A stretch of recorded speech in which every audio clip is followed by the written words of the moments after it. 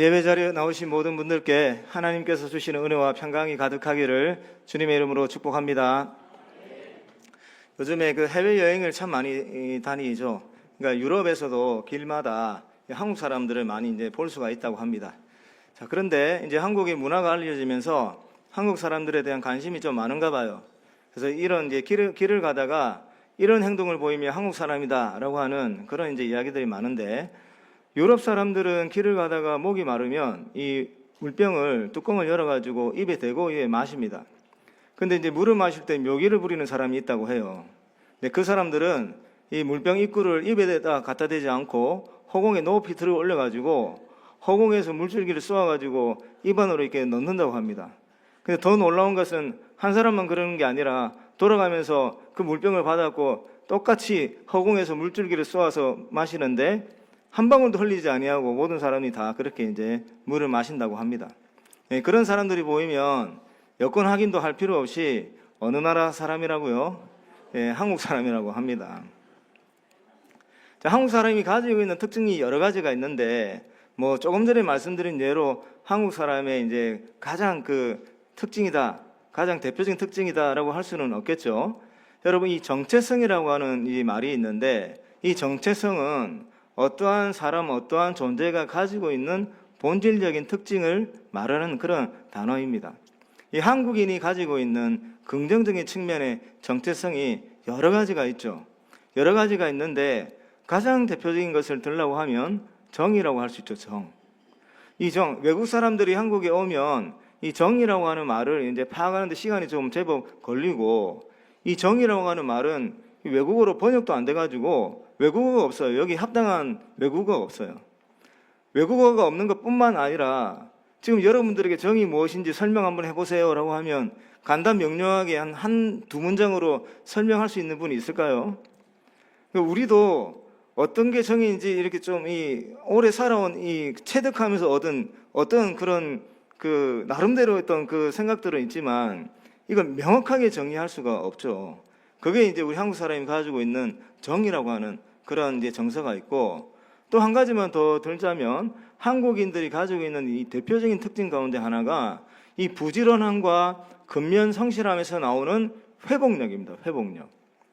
이 부지런함과 근면 성실함에서 우리 삶을 회복시키는 이 능력은 이 세계 모든 민족들이 이제 경탄할 만큼의 그런 특징을 가지고 있어요.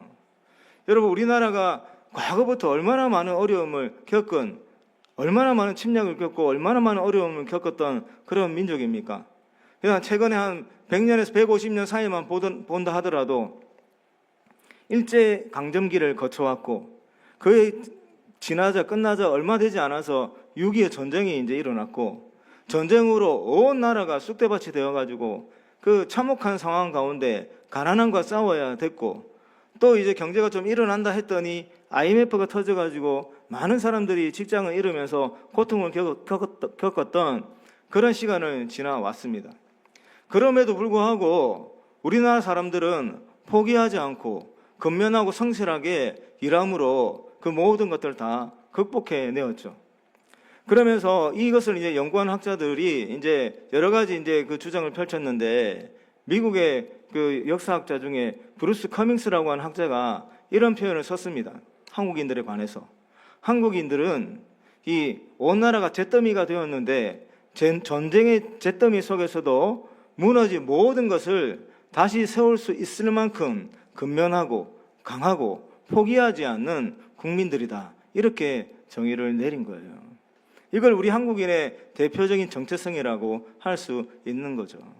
근데 왜 정체성을 우리가 알고 그 정체성을 기억해야 되는 게 왜 중요하냐면, 여러분, 우리가 이 정체성을 가지고 있을 때 어려움과 위기가 만났을 때 다시금 넘어지지 아니하고 우리에게 주어진 직분, 우리에게 주어진 역할, 우리가 가야 되는 그 길을 돌아서지 않고 좌절하지 않고 우리 합당한 태도로 주어진 역할을 다시금 해나갈 수가 있다는 겁니다.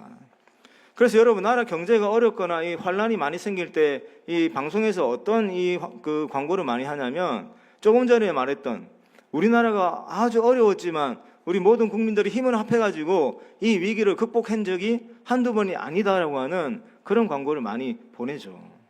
왜냐하면 그것을 우리가 딱 가슴에 품을 때, 그래, 우리가 이런 시기도 이런 태도로 극복해내었지, 이런 어려움도 우리가 이렇게 힘을 모아가지고 이겨냈지 라고 하는 마음을 가지고 지금 이 순간 찾아온 위기도 우리가 함께하고 또 열심히 하면 이겨낼 수 있다라고 하면서 힘을 모을 수 있게 되는 거죠. 그래서 정체성이 중요한 것입니다. 자, 우리 성도들도 가져야 되는 정체성이 있는 거죠. 여러분, 우리가 예수를 믿으면 하나님의 자녀가 되고 그리스도를 따르는 사람이다라고 하는 의미의 그리스도인이 됩니다. 신분이 바뀌게 되는 거죠. 그리고 또 우리가 해야 되는 역할을 기준으로 평가를 해본다면 예수 믿는 사람들은 복음을 전하는 전도자다라고 하는 신분을 가지게 되는 거예요.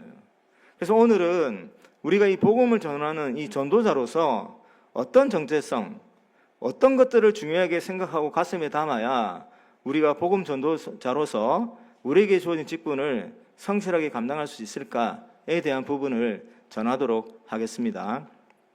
오늘 이 본문에서 이 세 가지 표현을 좀 주목해야 될 필요가 있습니다. 먼저 우리가 가져야 되는 정체성 중에 첫 번째는 이 복음 전도자라고 하는 직분이 하나님께서 은혜로 주신 선물이다라고 하는 생각을 가질 수 있어야 됩니다.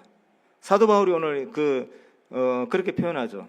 자기가 교회를 위한 일꾼인데, 복음을 전하는 일꾼인데, 내가 복음을 전하는 자가 된 것은 하나님께서 하나님의 능력으로 내게 주신 하나님의 은혜의 선물입니다라고 고백하고 있습니다. 여기서 여러분, 이 선물이라고 하는 단어를 우리는 가볍게 여기서는 안 돼요. 선물이라고 하고 있는 단어가 가지고 있는 아주 무거운 뜻이 있어요. 우리 그것을 알 수 있어야 됩니다. 여러분, 여기서 말하는 선물에 대한 어떤 그 감을 가질 때 아주 고가의 명품백을 선물을 할 수도 있잖아요. 그 정도로 우리가 여길 수 있는 그런 선물이 아니에요. 아주 거액의 대저택을 선물로 받았을 때 그것이 가지고 있는 그 정도의 무거움도 아닙니다. 여기서 말하는 선물은 이 사도 바울이 느끼기에는 너무너무 무거운 그런 이제 선물인 거예요. 이 세상에서 얻을 수 없는 그런 선물인 거예요. 이것을 사도 바울이 그 뜻을 담아서 표현하고 있는데, 사도 바울이 선물이다라고 표현했을 때 핵심적인 의미는 뭐냐면, 이 선물로 주어진 복음 전도자라고 하는 직분이 내게서 나온 것은 하나도 없다는 거예요. 사도 바울에게 어떤 자격이 있어서도 아니고, 어떤 업적을 쌓아서도 아니고, 그가 살아왔던 삶 가운데 선행이 넘쳐서도 아니고, 사도 바울이 가지고 있는 지식이 대단해서도 아니라는 거예요. 복음 전도자로 세웠을 때 사도 바울에게 이유가 있어서 세운 것은 단 하나도 없고, 오로지 하나님께서 그 일을 위하여 모든 능력으로 다 하셨는데 그것을 거저 사도 바울에게 주신 거다라고 하는 그런 고백이 담겨 있는 겁니다. 여러분, 복음을 전하는 전도자가 되었다라고 할 때 일순간 어느 순간에 그냥 테스트를 해가지고 시험에 합격해가지고 그 복음 전도자가 되고 하는 그런 게 아니죠. 복음 전도자가 되려면 먼저 어떤 과정이 있어야 되냐면, 그 한 사람에게 거듭남의 역사가 일어나야 됩니다. 거듭남의 역사.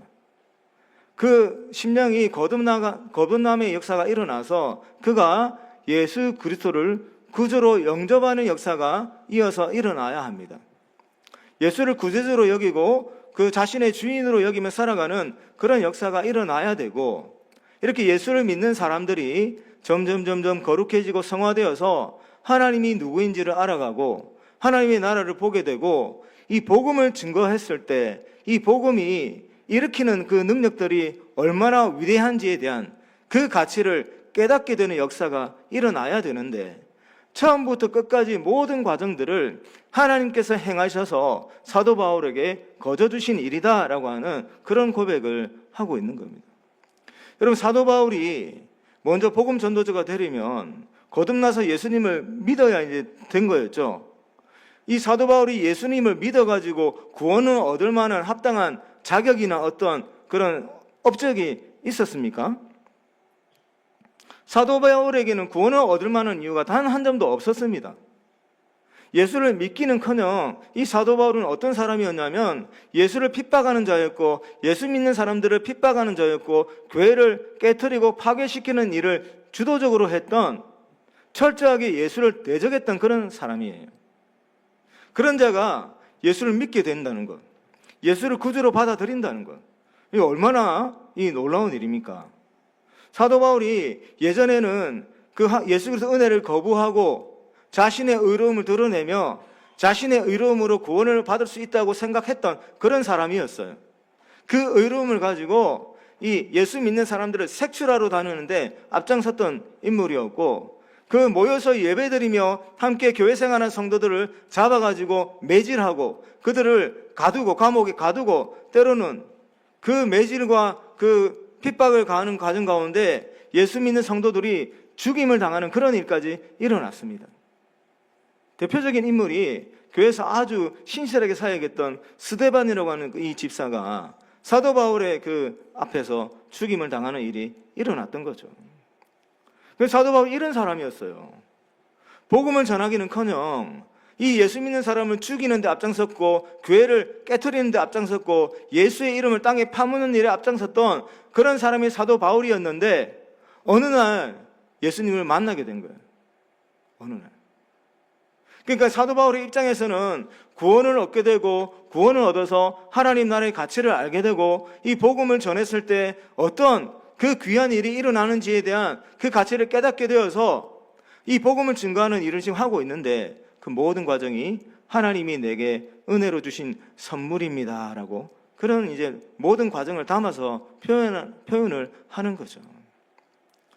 사랑하는 성일교회 성도 여러분, 여러분들이 예수를 믿고 복음의 가치를 알고 복음을 전하는 일이 얼마나 값진 일인지, 하나님께서 우리에게 주신 하나님의 능력으로 행하셔서 우리에게 주신 선물이다라고 하는 그 고백이 가슴 깊은 곳에서 일어날 수 있기를 바랍니다. 그냥 되는 게 아니에요. 이게 그냥 되는 게 아닙니다.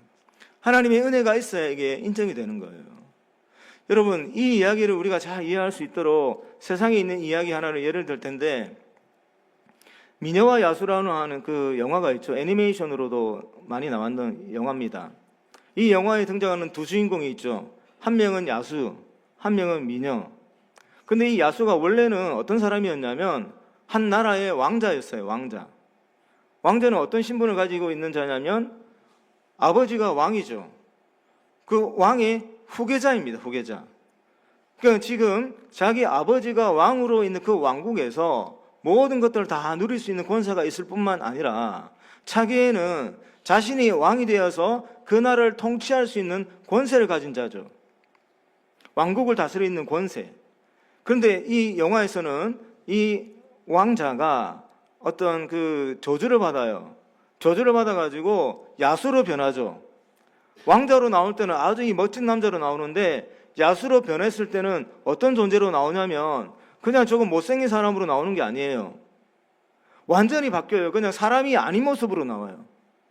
아주 흉측한 모습. 사람들이 볼 때 흉측해하고 두려움을 느끼고 너무너무 공포감 느낄 수밖에 없을 정도로 무섭고 흉측한 모습의 야수로 변하게 된 거예요. 근데 여러분, 이 왕자가 야수로 변했을 때 잃어버린 게 외모만 잃어버렸겠습니까? 왕자라고 하는 지위도 잃어버려요. 그리고 자신의 왕국도 잃어버려요. 궁궐이었던 그 지역이, 그 공간이 모두가 다 떠나버립니다. 저주를 받고 폐허가 된 장소로 변해버려요. 아무도 찾지 않는 버림받은 장소가 됩니다. 마치 감옥과도 같은, 너무너무 추하고 더럽고 악해서 그 누구도 그곳에 들어가려고 하지 않는 그런 장소로 궁궐이 변해버리고, 이 왕자 또한 자신도 그 누구도 가까이 하기 꺼려하는, 어떤 아이가 보면 바로 도망가 버릴 수 있을 정도로 그런 흉측한 모습의 야수로 변해버렸죠. 그런데 한 가지 조건이 있었어요. 이 사람이 구원을 얻는, 누군가로부터 진정한 사랑을 받게 되면 이 야수가 구원을 받아서 다시 왕자의 신분으로 회복이 된다고 하는 그 조건이 걸려 있었어요. 근데 시간적 제한이 있었습니다. 그래서 애니메이션을 보면 그 병 안에 장미꽃이, 이파리, 장미꽃잎이 여러 개 있는 이제 가지가 하나 있는데, 시간이 오래 지날 때마다 하나씩 떨어지죠. 다 떨어질 동안 누군가로부터 진정한 사랑을 받지 못하면 이 야수는 그대로 그 생을 마감하게 되는 거예요. 여러분, 저는 이 놀라운데 이 이야기를 쓴 사람이 기독교적인 관점에서 쓴 이야기는 아니라고 해요. 근데 여러분, 너무너무 복음적인 이야기 아닙니까? 여러분, 이 왕자, 이 야수로 변한 사람이 구원을 받으려면 어떤 조건이 실행이 돼야 됩니까? 누군가가 자신에게 찾아와야 돼요. 찾아와서 호의를 베푸는 정도로 끝나면 안 돼요. 진정으로 사랑해 줘야 돼요. 근데 누가 사랑해 주겠습니까? 누가? 말을 걸기도 싫은 존재이고 가까이 가기도 싫은 존재이고 보기만 해도 속이 역겹고 그곳에 들어가서 산다는 건 생각도 할 수 없을 너무너무 끔찍한 것이고 혹여나 그와 함께 그곳에서 살아갔을 때 그 미래가 어떨까 너무너무 뻔해요. 누가 그곳에 들어가겠습니까? 그렇다고 야수가 밖에 나가가지고 나를 사랑해 주시오라고 누군가에게 접근할 수 있겠습니까? 그가 다가오는 것을 누가 반기겠습니까? 그러니까 이 야수가 사는 궁궐은 모든 사람들에게로부터 버림받은 저주의 땅이 되었고 이 한 사람 역시 모든 사람들에게 버림받은 저주받은 인생이 된 거예요. 근데 이제 그 애니메이션에서는 우연한 기회에 그 궁궐에 찾아간 한 여인이 있었고 그 안에서 어떻게 이제 그 생활하는 가운데 그를 진정으로 사랑하게 되므로 이 야수가 왕자로 변하게 되는 거죠. 하나님이 우리에게 이렇게 찾아오신 겁니다. 여러분, 우리는 이 야수처럼 아주 흉측한 몰골로 변해버린 죄인이었어요. 우리가 사는 공간은 죄악으로 오염이 돼가지고 선하고 선하시고 거룩하고 거룩하신 하나님께서 오시기에는 전혀 합당하지 않는 저주받은 땅이었어요. 우리는 우리가 가진 지혜와 이성과 우리의 감각으로는 하나님을 알아볼 수도 없는 그런 존재였어요. 그런데 우리가 어떻게 구원을 받았습니까? 하나님께서 그런 우리의 현장으로 내려오신 것이죠. 그런 우리를 찾아주신 것이죠. 그런 우리를 불러주신 것이죠. 그런 우리를 불러주시고 우리 안에 하나님이 들어오셔서 이 죄악으로 가득 찬 심령을 완전하게 새롭게 해주셔서 성령의 충만한 가운데 우리가 예수 그리스도를 믿을 수 있도록 모든 은혜를 다 베풀어 주셨습니다. 그러니 이 사실을 절실하게 깨닫는 사도 바울이 어찌 나의 지혜와 나의 능력과 나의 배경으로 복음 전도자가 되었다라고 하는 생각을 단 한 점이라도 할 수가 있겠습니까? 사도 바울은 그것을 알았던 거예요. 하나님이 찾아와 주지 않으셨다면, 하나님이 나를 불러주지 않으셨다면, 하나님이 나를 거듭나게 해주지 않으셨다면, 하나님이 나의 눈을 열어주지 않고 귀를 열어주지 않고 나의 마음을 열어주지 않으셨다면 내가 어찌 예수 그리스도를 구주로 믿었겠으며, 내가 어찌 그 복음의 가치를 알았겠으며, 내가 어찌 하나님 나라의 영광스러운 모습을 보고 그 나라를 소망하는 사람이 되을 수 있었겠는가? 그러니 지금 내가 예수님 믿고 이 복음을 전한다는 것은 하나님이 그의 모든 능력을 행하신 놀라운 그 은혜를 내게 거저 선물로 주신 것입니다 라고 하는 고백을 하는 것이죠. 사랑하는 성도 여러분, 우리 성교의 모든 성도님들도 우리가 받은 이 구원의 은혜, 복음을 증거하는 그리스도인이 되었다고 하는 이 은혜가 하나님께서 우리에게 은혜로 주신 선물이다라고 하는 사실을 고백을 날마다 할 수 있기를 바랍니다. 이 교회는 이런 고백을 하는 사람들의 모임이 되어야 하는 거예요. 그래야 우리가 복음의 가치를 알고 복음을 전하기 위해서 온 힘을 기울일 수 있지 않겠습니까? 오늘 이후로 우리 성도님의 심령 가운데 하나님이 나를 복음 전도자로 세워주신 이것, 그 어떤 것으로도 얻을 수 없는 값진 선물이다. 세상에 그 무엇과도 비교할 수 없는 값진 선물이다 라고 하는 생각을 가지고 전도할 수 있기를 바랍니다. 두 번째로 우리가 생각해야 되는 게 있는데 그거는 뭐냐면 사도 바울이 가졌던 의식인데 우리가 얼마나 심각한 죄인이었고 우리 인생 가운데 회복의 가능성은 전혀 없었다고 하는 그런 심각한 큰 죄인이었다라고 하는 의식을 가지는 겁니다. 여러분, 그것을 오늘 본문에서는 뭐라고 표현하고 있냐면 내가 지극히 작은 성도보다 더 작은 사람입니다 라고 표현하고 있는 거예요. 여러분, 사도 바울이 어찌 작은 사람이겠습니까? 그 예수님 믿기 전에도 자기는 율법의 의로서는 흠이 없을 만큼 완벽하게 율법을 지키는 사람이라고 자랑할 만큼 율법에 대해서는 지식적으로 순종함에 있어서도 타의 추정을 불허하는 그런 사람이었어요. 그리고 이스라엘 사회에서는 이 율법학자를 대단히 우러러보는 사회였지 않습니까? 예수님 믿기 전에도 그런 사람이었고 회심하고 나서는 그의 생명을 걸고 예수를 증거함으로 여러 지역에 교회를 세우고 아마 이 모든 그 인류의 역사를 통틀어서 예수님 다음으로 훌륭한 성도가 있다면 누구를 들겠습니까? 라고 설문조사를 한다면 사도 바울이 1위가 될 거예요. 그만큼 이 신실하고 훌륭한 한 사람의 성도였던 사람이 사도 바울이에요. 근데 사도 바울이 오늘 뭐라고 표현하냐면 내가 지극히 작은 한 사람보다 더 작은 사람입니다. 이런 표현을 하는 거예요. 이 표현이 어디서 나왔냐면 여러 서신서에서 볼 수 있는데 사도 바울은 자기가 도저히 회복할 수 없는 구제불능의 죄인이다라고 하는 고백을 수시로 하고 있어요. 대표적인 표현은 죄인 중에 괴수입니다라고 하는 표현을 써요, 사도 바울이. 여러분, 이런 자기 인식이 어디에서 나오겠습니까? 철저하게 십자가의 예수를 바라보고 십자가의 예수를 통해서 하나님의 은혜 가운데 자기를 놓고 자기의 지난 삶을 돌아본 거예요. 자기가 어떤 사람인지. 하나님의 은혜가 없을 때는 의롭고 의로운 사람이었어요. 율법의 의로 흠이 없을 정도로 의로운 사람이었고 자기의 그 의로움으로 구원을 얻을 수 있다고 생각하는 그런 사람이었어요. 그런데 하나님의 은혜를 잊고 보니 십자가의 예수를 통해서 그 놀라운 선물을 주신 하나님의 은혜 가운데 자신을 딱 놓고 자신을 들여다보니 자신보다 더한 죄인은 없을 정도로 그렇게 심각한 죄인이었던 거예요. 사도 바울은 이러한 죄인의식이 있었기 때문에 교만할 수 있음에도 불구하고 그 교만을 쳐서 복장시키고 그 예수 그리스도의 복음을 죽을 때까지 증거할 수가 있었던 겁니다. 여러분, 우리 안에 이런 죄인의식이 없으면 하나님의 은혜가 은혜로 다가오지 않습니다. 여러분, 스스로가 죄인이라고 여기지 않는 사람이 하나님이 베풀어 주신 구원의 은혜가 은혜로 다가오겠습니까? 스스로 죄인이라고 여기지 않는 사람에게는 구원이 필요가 없는 것이죠. 내가 죄인이 아니에요. 그러면 구원이 필요 없는 거죠, 자연스럽게. 그러니까 스스로가 죄인이라고 하는 의식이 없는 사람은 나는 구원받을 필요가 없는 사람인데 옆에서 아무리 구원을 이야기하고 이 구원을 이루기 위해 하나님이 놀라운 은혜를 우리에게 베풀어 주셨다고 아무리 얘기를 해도 그 하나님이 베풀어 주신 은혜가 되지 않는 거예요. 은혜가 되지 않아요. 그러니까 여러분, 우리가 하나님의 은혜를 누리려면 뭐가 먼저 인정이 되어야 되냐면 내 자신이 얼만큼 큰 죄인인가가 발견이 되고 그게 인정이 되어야 됩니다. 그래야 하나님이 나를 찾아오신 게 은혜가 되고 나를 불러주신 게 은혜가 되고 나를 새로운 나라로 인도하여 주신 그 모든 것들이 은혜가 되는 겁니다. 여러분, 내가 죄인이라고 하는 사실을 발견할 때 얼마나 고통스럽겠습니까? 내가 그렇게 처참한 죄인으로 살았다는 것을 인정하는 게 얼마나 힘이 들겠습니까?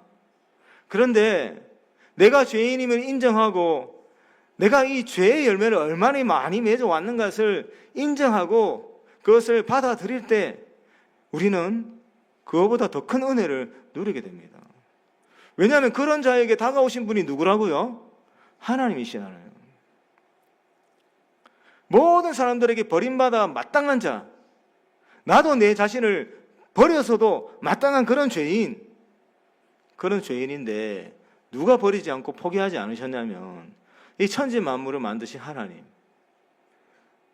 거룩하신 하나님, 죄라고는 한 점도 볼 수가 없는 그 완전하신 하나님이 그분은 나를 안 버리시고 나를 찾아온 겁니다.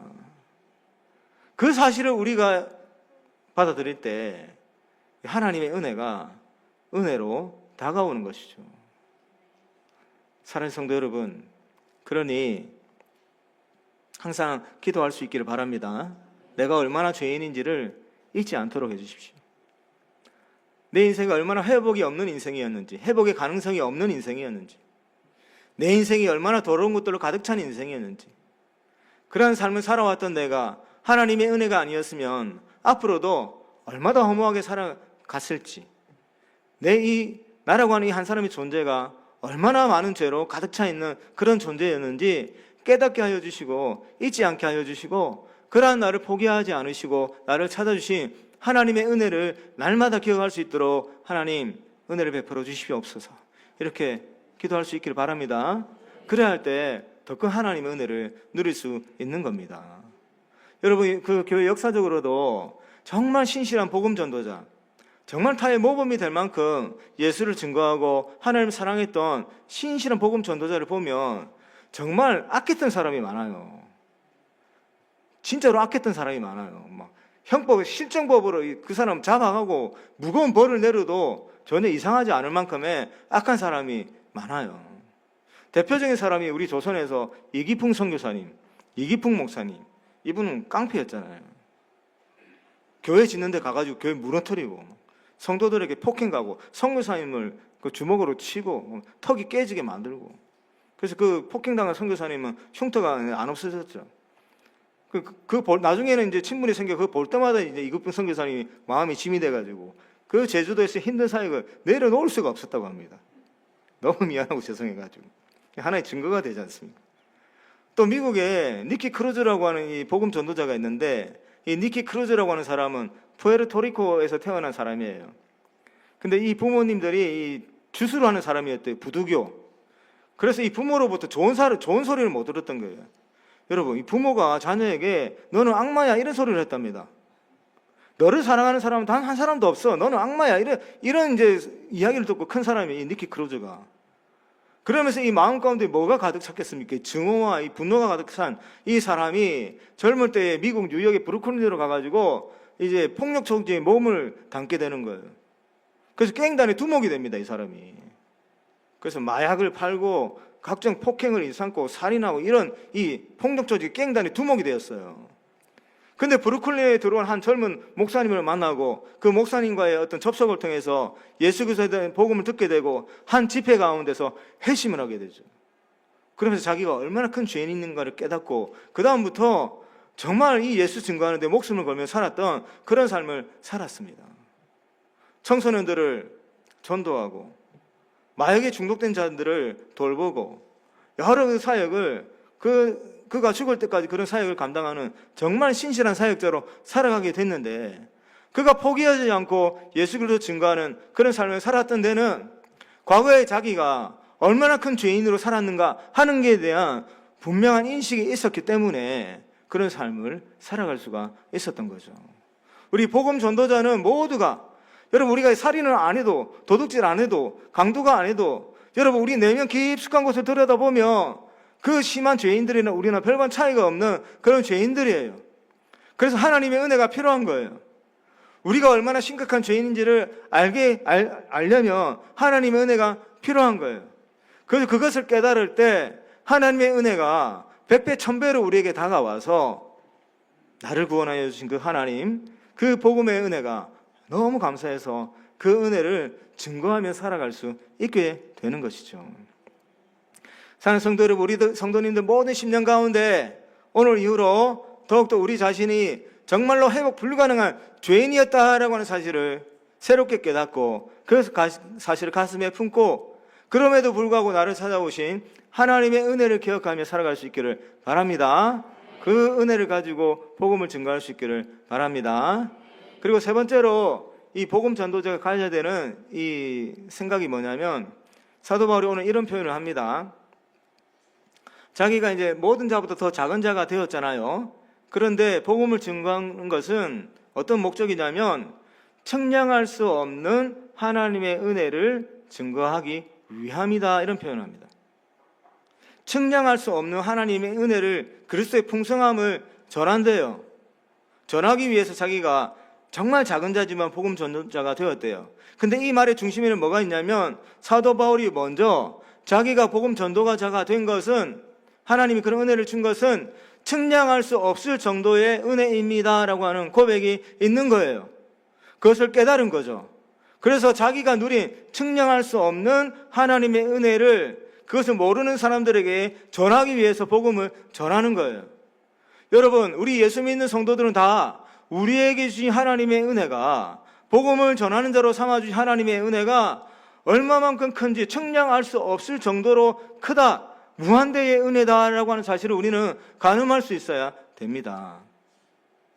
여러분, 하나님의 은혜를 이렇게 측량할 수 없죠. 사실은 수치로 어떻게 표현할 수 없잖아요.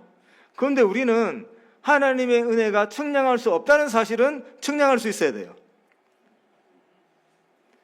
어떤 한정적인 크기로는 할 수 없다는 뜻이죠. 측량할 수 없다가 뭐 100이다, 200이다, 300이다라고 제한할 수 없다는 뜻이잖아요. 그만큼 이 하나님의 은혜가 무한할 정도로 크다는 사실을 우리는 측량할 수 있어야 되는 겁니다. 근데 여러분, 이게 어떻게 하면 가능할까요? 우리의 이 짧은 지혜와 짧은 경험과 이 짧은 가슴으로 하나님의 그 놀라우신 은혜, 세상에 가둘 수 없을 만큼, 측량할 수 없을 만큼 크신 그 하나님의 은혜를 우리가 어떻게 측량할 수가 있겠습니까? 그러니까 또 기도가 필요한 거죠. 여러분, 이게 이제 어떤 과정을 통해서 이게 계속해서 이제 우리가 측량할 수 있냐면, 하나님을 알아가고 나를 알아가야 돼요. 나를 알아가고 하나님을 알아가면 내가 가능할 수 있는 하나님의 크기가 점점점 커져요. 그리고 이 하나님의 그 역사가 외부에서 일어나는 하나님의 역사를 우리가 듣고 그것을 믿는 것으로 이게 일어나는 게 아니라, 정말 중요한 것은 내 안에서 일어나는 하나님의 은혜와 하나님의 역사를 경험할 때 이 하나님의 은혜가 정말 측량할 수 없을 정도로 크구나라고 하는 것을 인식하게 되고, 이 인식의 크기가 계속 날이 갈수록 더 커지는 거예요. 여러분, 예를 들면 세상에서 가장 높은 산은 저기 네팔 히말라야에 있는 에베레스트 산입니다. 이 산에 봉우리가 많이 있는데 8,000m가 넘는 봉우리가 14개나 된다고 해요. 그리고 우리 이 뒤에 산이 하나 있죠. 금정산. 보니까 해발이 802m 정도 된다고 합니다. 800m. 그러니까 히말라야 산, 에베레스트 산이 한 10배나 더 높죠. 근데 만약에 이제 산이 무너졌다고 가정했을 때, 에베레스트 산이 무너졌대요. 우리가 이제 뉴스로 소식을 듣습니다. 충격이겠죠. 충격과 이 아주 놀라움이 우리에게 찾아올 거예요. 그런데 자고 일어났더니 금능산이 무너져 있습니다. 두 사건 중에 어느 게 더 크게 다가오겠습니까? 금정산이 무너진 것이 더 크게 다가오죠. 더 큰 충격과 공포를 우리는 느끼게 될 겁니다. 그리고 금정산 밑에 있는 아파트에 사는 주민들은 그날 집에 들어가면서 무슨 걱정을 하겠습니까? 오늘 집에 들어가야 되나? 들어가면 안전할까? 내일 아침에 살아서 나올 수 있을까? 이런 걱정하겠죠. 그러니까 이 가까운 데서 일어나는 게 더 나의 삶에 더 직접적인 영향을 미치기 때문에 800m 되는 산이 무너졌지만 8,000m 되는 산이 무너진 것보다 더 크게 다가오는 거예요. 여러분, 금정산이 무너졌는데 어느 날 집에 들어갔더니 내가 살고 있는 집에 기둥에 벽이 가고 벽에 금이 가가지고 팔뚝이 들어갈 정도로 틈이 벌어졌어요. 금정산이 무너진 게 더 큰 사건입니까? 우리 집 벽에 금이 간 게 더 큰 사건입니까? 당장에 떠나야 되죠. 이거는 아주 충격적인 사건입니다. 벽에 금이 가가지고 팔뚝을 넣을 만큼 틈이 벌어져 있다면 중요한 거 챙겨가지고 하루라도 빨리 그것을 탈출해야 되는 거죠. 이와 같은 이치입니다. 여러분, 하나님의 크기와 하나님의 위대하심과 하나님의 자유하심과 하나님의 사랑의 크기를 우리가 가능하려면, 정말 이 하나님이 얼마만큼 위대하신 하나님인가를 알려면 내 안에서 역사하신 하나님을 만나야 되는 거예요. 나를 회복시켜 주시고, 나를 이렇게 세워주시고, 나를 위로하시고, 내 문제를 해결해 주시고, 그 누구도 해결할 수 없었던 나만 알고 있는 내 안의 상처들을 치유하여 주시는 그런 하나님을 만날 때, 그때 내 입에서 고백이 나오는 거예요. 오늘 내가 알게 된 이 하나님의 은혜가 지금까지 알아왔던 하나님의 은혜보다 더 비교할 수 없을 정도로, 더 존귀하고 값지고 측량할 수 없을 정도로 크신 하나님이구나 라고 하는 고백이, 그런 과정을 통해서 우리 안에서 계속해서 일어나게 되는 겁니다. 여러분, 하나님께서 어떤 분이시냐면 창조주시잖아요. 온 우주 만물을 만드시고 이 우주 만물을 하나님이 질서대로 운행하시는 분이시잖아요. 여러분, 창조주 하나님이다라고 하는 말씀을 들었을 때와 여러분들이 오늘 해결하지 못한 경제적인 문제와 육체의 질고를 해결받고 다음 날이 됐을 때, 내 문제를 해결해 주신 하나님을 생각했을 때 어떤 하나님이 더 크게 와닿습니까? 나의 아픔과 나의 문제를 해결해 주신 하나님이 더 크게 와닿는 것이죠. 그러니까 하나님과 1대1로 관계 속에서 내 안에서 역사하시는 하나님을 계속 만날 때, 우리는 하나님의 크기에 대해서, 하나님의 사랑의 그 깊이에 대해서, 하나님의 그 전지전능의 능력의 위대하심에 대해서 우리가 알고 있는 수치가 날이 갈수록 올라가게 되는 거예요. 그리고 여러분, 우리가 하나님을 알아가게 되면 아까 언급했는데, 그래서 두 번째 언급했던 우리가 얼마나 심각한 죄인이었는가 하는 것을 깨닫는 것이 그래서 중요합니다. 여러분, 우리가 알게 되는 하나님의 크기는 뭐냐면, 내가 알고 있는 하나님의 크기와 내가 알게 되는 나의 크기의 차이예요. 내가 얼마나 심각한 죄인인가를 알죠. 내가 한 마이너스 100 정도 되는 죄인이었다라고 하는 것을 깨닫게 되는 순간이 오는데, 이 하나님의 영광의 광채에 비춰보니까 날이 갈수록 나는 더 심각한 죄인이라고 하는 사실이 인정이 될 수밖에 없죠. 그래서 우리가 신실하신 하나님과 더 가까이 가게 되면 이 1년이 되고 5년이 지나면은 내가 마이너스 100이 아니고 마이너스 1000이나 되는 그런 죄인이었네 라고 하는 것이 깨달아지는 거죠. 근데 내가 알고 있는 하나님은 플러스 100이었어요. 플러스 100이었는데 지내다 보니 이 하나님의 거룩하심은 내가 상상할 수 없을 정도로 거룩하신 분이셨고, 하나님이 정의로우심은 내가 상상할 수 없을 정도로 정의로우셨고, 하나님의 능력은 내가 측량할 수 없을 정도로 무한대의 하나님이시구나, 내게 이런 역사를 베풀어 주시다니 라고 하는 것을 경험할 때 하나님의 크기는 1000이 되고 만이 되고 10만이 되는 겁니다. 그러면 하나님이 플러스 100이고 제가 마이너스 100이었을 때는 내가 알고 있는 하나님의 크기는 200이 되는 거예요. 근데 시간이 지날수록 내가 알고 있는 나의 크기는 갈수록 더 깊이 내려가고, 내가 알고 있는 하나님의 크기는 갈수록 높이 올라가니 그 차이가 시간이 지날수록 무한대가 되는 거잖아요. 그러니 우리가 하나님을 알기에 힘쓰면 어떤 유익이 있냐면, 내가 얼마나 보잘것없는 존재인지를 깨닫게 되고, 그런 나와 함께 하시는 하나님의 은혜가 얼마나 높은지를 깨닫게 되어서 날마다 더 큰 하나님을 만날 수가 있는 겁니다. 그런 이제 그 과정들을 사도 바울이 계속 지나오면서 뱉은 고백이 측량할 수 없습니다라고 하는 그 고백인 거예요. 여러분, 우리들의 입술에서 이런 고백이 언제 나왔습니까? 우리들의 입술에서 측량할 수 없는 하나님의 은혜입니다 라고 하는 고백이 언제 나왔을까요? 여러분, 이런 고백을 언제 했는지 기억이 나십니까? 그래서 하나님이 내게 베풀어 주신 은혜가 너무너무 헤아릴 수 없을 정도로 측량할 수 없는 은혜니, 그 감격에 내가 몸둘 바를 몰라가지고 그 은혜를 내 사랑하는 가족들에게 좀 전하고, 나의 사랑하는 친척들에게 전하고, 내 사랑하는 이웃들에게 전해야 되겠다라고 하는 그런 동기를 부여받은 적이 언제신지 기억이 나십니까? 그래서 여러분, 우리 가운데 내게 받은 은혜가 측량할 수 없을 정도로 크신 은혜구나 라고 하는 것을 깨닫는 은혜가 그래서 필요한 겁니다. 사랑하는 성도 여러분, 오늘 예배 이후로 우리 안에 이런 부분에 대해서 회복의 역사가 일어났으면 좋겠습니다. 세 가지 중요한 단어, 키워드를 말씀드렸죠. 첫 번째가 뭐냐면 선물입니다. 선물. 우리가 복음 전도자가 된 거 하나님의 선물입니다.